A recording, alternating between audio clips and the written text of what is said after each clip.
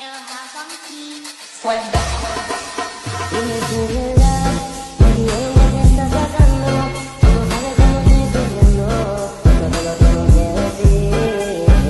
Cuéntame, tu despedida para mí fue dura. ¿Será que te llevo a la luna? Y yo no supe hacerlo así. Te estaba buscando por la calle gritando, eso me está matando.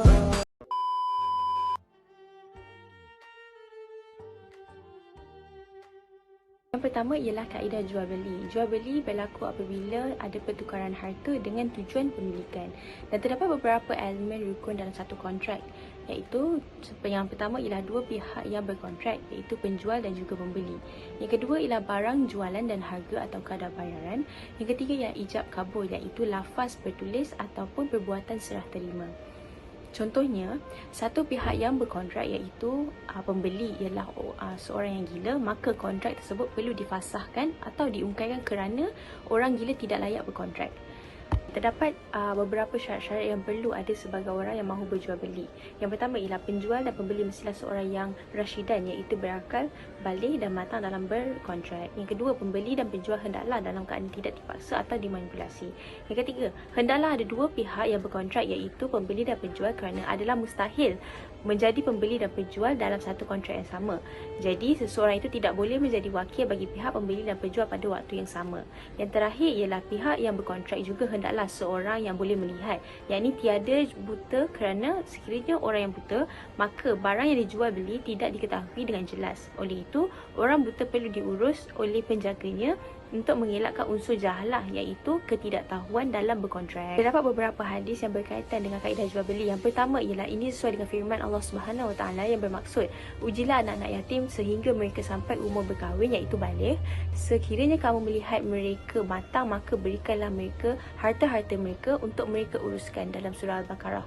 Yang kedua ialah syarat ini bersesuaian dengan firman Allah Subhanahu Wa Taala bermaksud, janganlah kamu makan harta daripada kalangan kamu dengan cara yang batil, kecuali melalui perniagaan secara redha meredai antara kamu, dalam surah An-Nisa.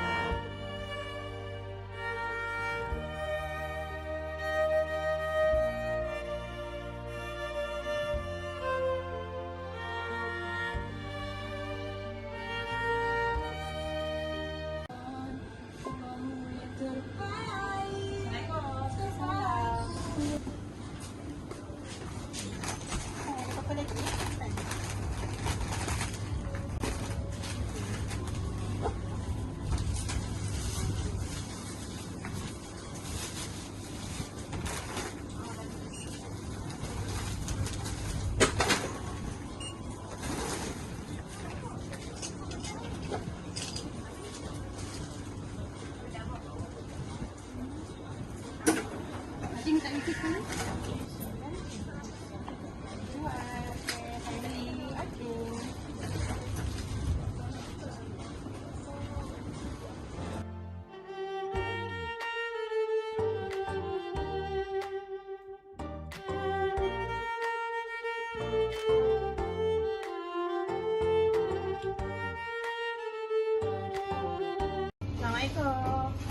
Nama tu apa? Latifah. Latifah. Oh, cantik nama macam orang dia. Okey, student UM Oh, kerja kat mana ni? BSMI? Okey. So, nak buat interview sikit lah hari ni. Biasanya kita ada buat assignment untuk jenis penjualan akad dalam Islam. So, nak tanya lah, kalau biasanya kalau datang sini, kalau orang datang beli barang, ada amalkan tak akad jual beli tu? Tak semua. Ada, kadang tak ada. Tapi untuk mostly ada lah.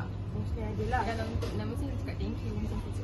Biasanya ada tak yang macam Muslim kita sendiri pun yang tak amalkan benda tu? Ada. Ada juga. Oh, okey, faham. Tapi kalau awak sendiri, awak buat tak benda tu? Kadang-kadang buat, kadang-kadang tak buat. Okey, terima kasih.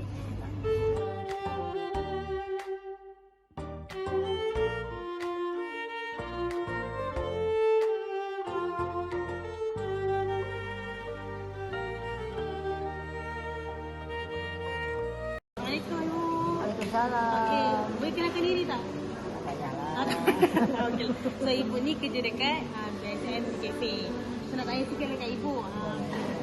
Hari ni buat assignment untuk akad jual beli dalam Islam. Biasanya kalau pelajar-pelajar datang beli makanan, mereka ada amalkan tak benda akad jual beli? Ramai. Ramai juga. Pelajar-pelajar muslim pun ada juga lah yang buat macam tu. Ramai semua okey, alhamdulillah. Alhamdulillah. Okey, ibu sendiri boleh saya tanya ke? Ibu amalkan tak kalau ibu buat? Kadang-kadang buat juga lah. Saya buat juga. Okey. Ibu saya terima kasih masa ibu tolong saya gitu. Okey. Seterusnya ialah kaedah sedekah, di mana sedekah itu bermaksud amalan peniaga melebihkan barang untuk pelanggan tanpa mengharapkan bayaran maupun pembalasan adalah salah satu bentuk sedekah. Memperbanyakkan lagi sedekah dalam jual beli merupakan perkara yang dituntut untuk dilakukan. Hal ini dapat dilihat melalui hadis yang diriwayatkan oleh Qais bin Kharazan radhiyallahu anhu bahawa Rasulullah sallallahu alaihi wasallam bersabda dalam hadis pertama yang bermaksud, wahai para peniaga, sesungguhnya syaitan dan dosa akan hadir dalam jual beli, oleh itu campurkanlah sedekah dalam jual beli kamu. Hadis yang kedua pula ialah bermaksud, wahai para peniaga, sesungguhnya dalam jual beli akan melibatkan sumpah palsu dan perbuatan yang lawa, oleh itu campurkanlah jual beli kamu dengan sedekah. Kesimpulannya, peniaga yang memberi barang lebih dari kepada pelanggan tanpa mengharapkan apa-apa balasan atau bayaran daripadanya adalah salah satu bentuk sedekah. Tambahan lagi, seseorang peniaga disunatkan untuk memperbanyakkan lagi amalan sedekah dalam perniagaan yang dijalankan sebagaimana yang disarankan oleh Rasulullah SAW. Peniaga yang mengamalkan sedekah dalam perniagaannya akan diberi ganjaran pahala serta dihapuskan dosa-dosanya. Ketiga ialah kaedah tawakal. Tawakal ialah menyandarkan kepada Allah SWT tatkala menghadapi suatu kepentingan, bersandar kepadanya dalam waktu kesukaran, teguh hati tatkala ditimpa bencana, disertai jiwa yang tenang dan hati yang tenteram. Riwayat oleh Imam Al-Ghazali. Seterusnya ialah hukum tawakal. Bertawakal pada tempat rezeki dan keperluan hajat adalah fardu atau wajib. Terdapat satu hadis di mana dan sesiapa bertawakal kepada Allah Subhanahu Wa Taala, niscaya Allah Subhanahu Wa Taala akan mencukupkan keperluannya. Kenapa perlu wajib bertawakal dalam urusan rezeki? Yang pertama ialah supaya dapat menumpukan dan melaksanakan ibadah dengan semestinya. Yang kedua, menjauhkan diri daripada bahaya dan kebinasaan yang besar. Tidak yakin dengan janji, jaminan dan sumpah Allah. Tidak mempedulikan dengan perintah janji dan ancaman Allah. Kesimpulannya, maksud sebenar tawakal terangkum pada tekad, azam, strategi, usaha dengan bersungguh, doa dan diakhiri dengan redha atas keputusan Allah SWT. Jika berjaya dan terhasil, disyukurinya. Sebaliknya, jika gagal, dia akan berusaha di samping bersabar. Sudah pasti wujud di sebaliknya hikmah yang tak terjangkau dek akal.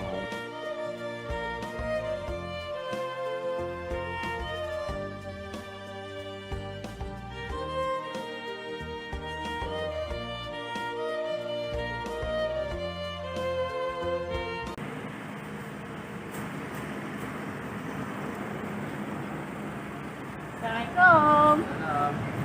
Enggak, Nak beli jambu? jambu. Kira macam mana ni? 150 sen. Satu yang Satu sen. botol 50 sen. Saya nak RM3 lah. Oh, dah nak habis dah?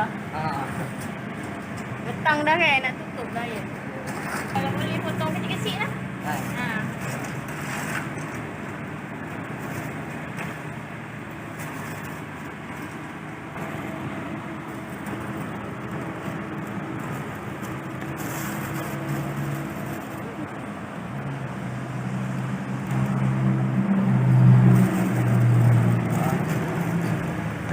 Saya nak bagi air satu. Oh, ya? Terima kasih.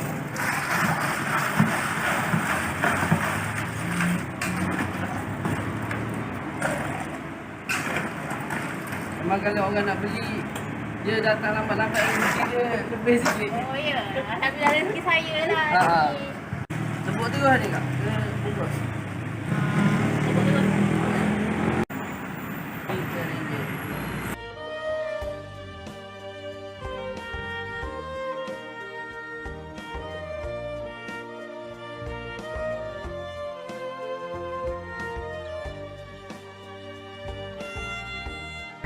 Jadi saya ada beberapa soalan nak tanya dekat Cik lah. Boleh tak? Boleh. Okey. Boleh Pak Cik terangkan secara ringkas apakah perniagaan yang Pak Cik lakukan dekat sini? Macam apa yang Pak Cik berniaga? Jaga Megori, Okey. Pasar Board dengan Goreng, pasar board, Pasar Board dengan kuih tiaw goreng. kuih goreng. Lepas tu rojak. Dengan rojak. dah berapa lama Pak Cik berniaga kat sini? Daripada tahun 2016 Oh, daripada hingga 2023. 2016 sampai 2023 lah. Faham? Tempat dia semua. Okey. Lepas tu kan, kita pun tahu kan kalau berniaga ni kadang-kadang ada ramai customer. Dia plus minus okey. Lepas tu macam mana Pak Cik rancang penjualan Pak Cik untuk setiap hari ni? Okey, contoh dia kalau berniaga memang setiap hari tak sama. So contoh kita target contohlah kalau RM150. So kita akan dapat lebih itu kita simpan hari kedua. Faham tak? Contoh kita target 150, tiba-tiba dapat dalam 200 ataupun lebih daripada 150. So yang mana 150 lebih daripada itu kita simpan untuk hari kedua. So hari kedua dan setelah kurang agak atau dia terdapat target kan, so cover balik kita duit. Jadi maknanya kalau ada lebih untuk yang hari ni bawa ke esok. Esok betul. So esok tu maksudnya nak pusing balik modal, beli barang apa semua. Okey. Contoh kalau ini soalan seterusnya. Okey. Kalau macam kalau ada lebihan makanan ke, Okey. macam mana Pak Cik uruskan makanan? Yang bahan-bahan yang lebih tu. Okey, contoh kita waktu berniaga pukul 3 hingga pukul 8. So antara pukul 6 kita jalan macam normal biasa dulu. Yang dekat-dekat 2 jam yang masa akan datang tu, so mana yang barang-barang yang lebih itu saya bagi customer. Contohlah kalau mie goreng itu nak buat cucuk satu. So benda tu bukan nak guna hari kedua, so kita tamu lah. Isu-isu macam bahan lama kita tamu. So at least jangan buang benda tu kita bagi orang makan. Dia macam lebihkan dalam Memang lagi saya rasa nak buang lagi baik kita bagi customer. macam sedekah. Sedekah betul. Niat dia sedekah lah. Betul. Faham? Okey. Yang tu sahaja. Yang tu saja. Okey, kalau lagi apa-apa soalan boleh tanya balik. Okey, yang tu je. Sekian, terima kasih. Sama ada. Terima kasih Pak Cik. Baik, Sorry sama. ganggu. Tak ada masalah. Terima kasih. Baik,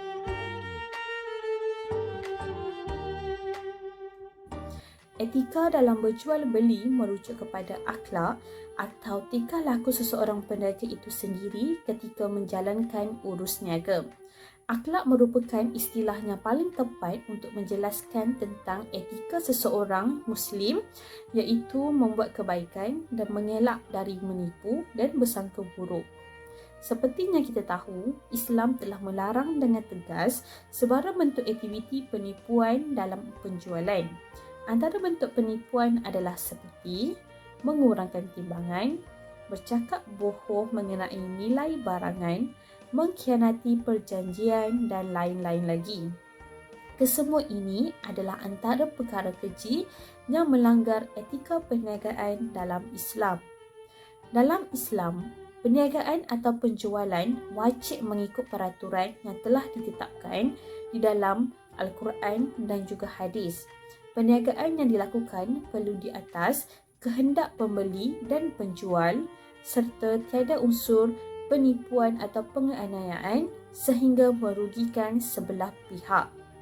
Peniaga mestilah mengamalkan etika perniagaan yang mengikut syariah Islam seperti jujur, bertanggungjawab, adil dan sebagainya.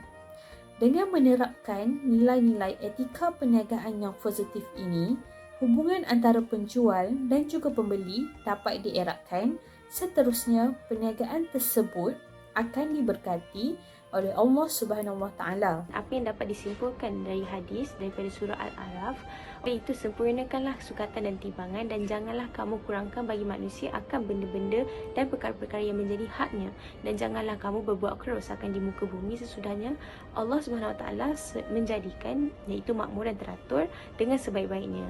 Yang demikian itu lebih baik bagi kamu jika betul kamu orang-orang yang beriman.